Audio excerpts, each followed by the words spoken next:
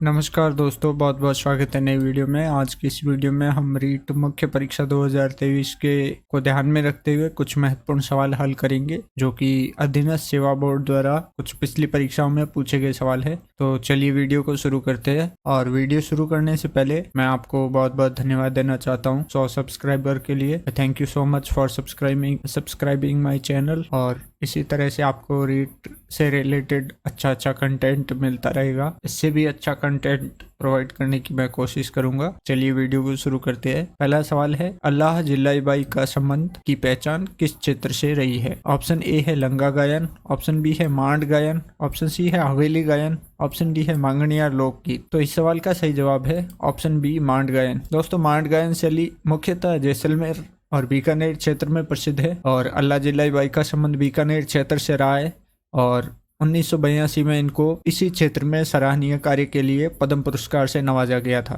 चलिए अगले सवाल की तरफ बढ़ते हैं। अगला सवाल है, शाहजहां द्वारा शाह शुजा के विरुद्ध भेजी गई मुगल सेना का नेतृत्व निम्नलिखित में से किस शासक ने किया? ऑप्शन ए है राजा मान सिंह, ऑप्शन बी है सवाई जय सिंह, ऑप्शन सी है मिर्जा राजा जय सिंह, ऑप्शन डी है जसवंत सिंह।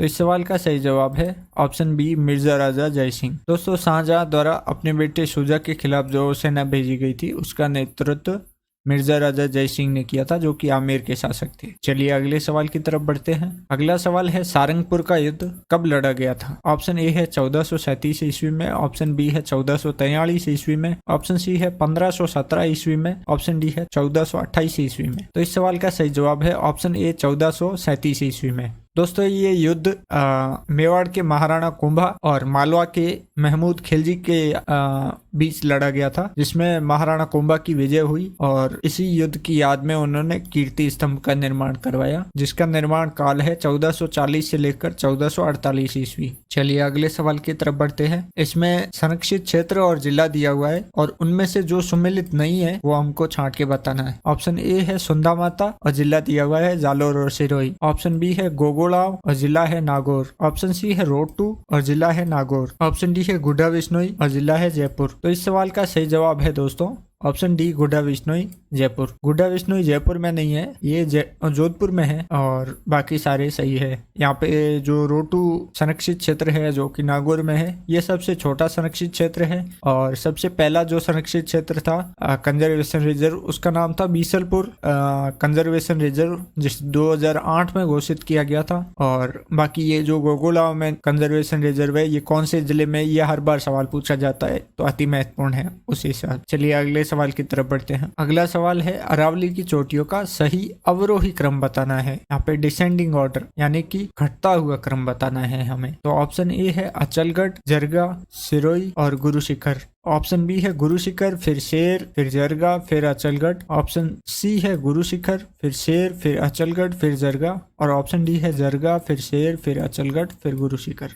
तो घटता हुआ क्रम बताना है, उस हिसाब से सबसे बड़ा इसमें है, इसका एक छोटा सा ट्रिक भी है, गुरु से जरा दिल आस, इस तरह से ट्रिक है। गुरु से गुरु शिखर हो जाएगा, शेर से शेर हो जाएगा, दिल से देलवाड़ा हो जाएगा, जो कि इसमें ऑप्शन नहीं दिया हुआ है, नहीं तो देलवाड़ा आता है यहाँ पे, और फिर जरा, फिर आस, इस तरह से। अच्छा, मैंने गड़बड़ कर दी, यहाँ पे बी ऑप्शन सही है, क्योंकि इस ट्रिक के हिसाब से मैंने याद कर रखा था, मैंने ढंग से चेक नहीं किया, तो ऑप्शन बी सही है इसका। और इनकी ऊंचाई है 1722 मीटर तो है गुरु शिखर की, 1597 मीटर है शेर की, और 1431 मीटर है जरगा की, और 1380 मीटर है अचलगढ़ की। इस तरह से ये हो गया अरावली की चोटियों का सवाल। हर बार इसके बारे में सवाल पूछा जाता है, तो सारी चोटियां आपको याद होनी चाहिए।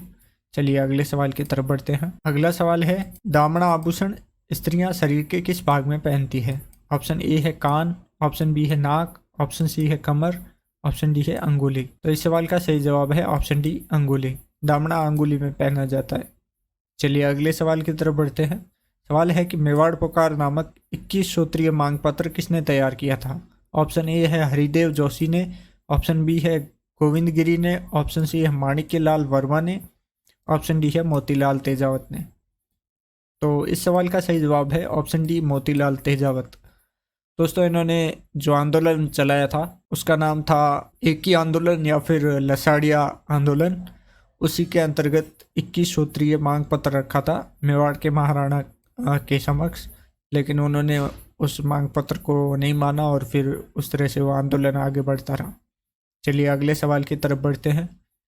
सवाल है चित्रकला से रिलेटेड, जिसमें चित्रकारों के नाम दिए हुए हैं कि चांद, तैयब, राम सिंह भाटी, साहिबा एवं उष्णा। ये चित्रकार निम्न में से किस चित्र शैली से संबंधित है? ऑप्शन ए है देवगढ़ शैली, ऑप्शन बी है अजमेर शैली, ऑप्शन सी है शाहपुरा शैली, ऑप्शन डी है जैसलमेर शैली। तो इस सवाल का सही जवाब है ऑप्शन बी अजमेर शैली। चलिए आगे बढ़ते हैं अगले सवाल की तरफ। अगला सवाल है निम्नलिखित में से कौन सी कृति या रचना मणिमधुकर की नहीं है? दोस्तों मणिमधुकर आधुनिक राजस्थानी के साहित्यकार है। तो यहाँ पे अलग अलग रचनाएं हैं ऑप्शन में। पहला ऑप्शन है पगफेरो, ऑप्शन बी है सुधी सपनों के तीर, ऑप्शन सी है रसगंधर्व और ऑप्शन डी है जमारो। तो इस सवाल का सही जवाब है ऑप्शन डी जमारो या फिर जामारो, जो भी इसमें लिखा हुआ है। ये रचना मणिमधुकर की नहीं है, बाकी तीनों रचनाएं इन्हीं की है। पगफेरो, सुधी सपनों के तीर और रसगंधर्व मणिमधुकर की रचनाएं। चलिए अगले सवाल की तरफ बढ़ते हैं। महाराणा प्रताप के किस सौतेले भाई को अकबर ने जहाजपुर की जागीर प्रदान की थी? ऑप्शन ए है उदय सिंह, ऑप्शन बी है शक्ति सिंह, ऑप्शन सी है जगमाल सिंह, ऑप्शन डी है माधो सिंह। तो इस सवाल का सही जवाब है ऑप्शन सी जगमाल सिंह। जगमाल जो था उसी को उदय सिंह राणा बना के गए थे, लेकिन मेवाड़ के सरदारों ने उनको एक्सेप्ट नहीं किया और महाराणा प्रताप को महाराणा बनाया गया। तो फिर जगमाल नाराज होके अकबर के पास चला जाता है और फिर अकबर उसे जहाजपुर की जागीर प्रदान करता है।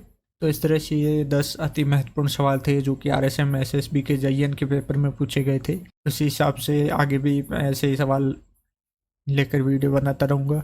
इस वीडियो में इतना ही, धन्यवाद।